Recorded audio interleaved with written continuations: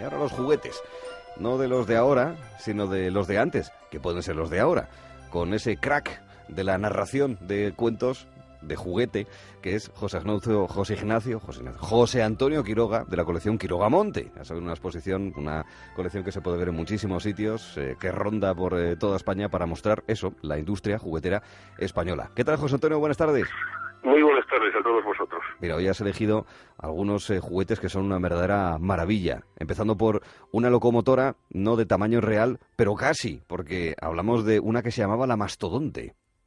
Sí, además en este caso la Mastodonte existió, fue una locomotora que se creó en 1912, el tamaño real, e incluso en el diccionario, si acudimos a él, siempre nos dice que mastodonte es una persona o una cosa muy voluminosa, además del mamífero fósil, ¿no? Uh-huh. Entonces es muy curioso, siempre hay que tener en cuenta, cuando hablamos de los trenes, que si la Mariquita Pérez era sin duda, como hemos dicho en otros programas, el gran deseo de las niñas de este país, sin duda alguna, el tren pues era el deseo de los niños, ¿no? El poder tener un tren era, vamos, lo máximo. En primer lugar de cuerda y finalmente cuando salieron los eléctricos, ¿no? Uh-huh.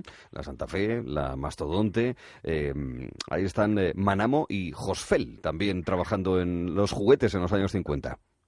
Sí, vamos a ver, en España, como cuando hablamos de otras juguetes, podemos hablar de grandes fabricantes, ¿no?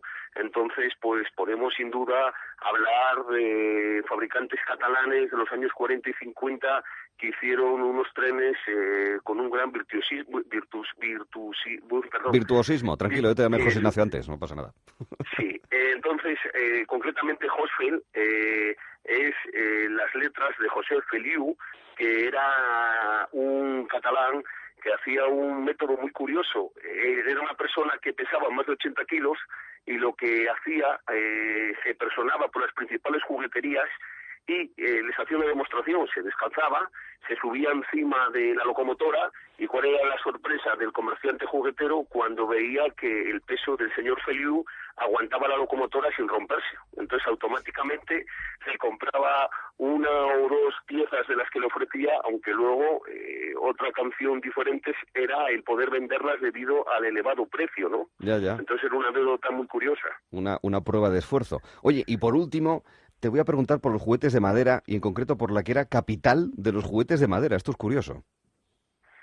Sí, Denia, sin duda alguna, pues bueno, debido a terminar la guerra civil, la escasez de la hojalata, porque como sabemos, o lo hemos dicho en otros programas, la hojalata durante el conflicto bélico empezó a utilizarse para realizar otro tipo de productos, o en este caso de materiales relacionados con la guerra. Después de terminada la guerra civil, pues como consecuencia de esta escasez y también incluso posteriormente de la Segunda Guerra Mundial, pues lo que había era que había cupos muy recortados de la hojalata y se empezó a proliferar los juguetes realizados en el material de la madera. Uh-huh. Fue concretamente Denia, esa localidad alicantina, cuando los años a finales de los años 30 existían 30 fábricas y 700 trabajadores. Fíjate. Que se dedicaban principalmente a elaborar juguetes de madera, ¿no? Sí.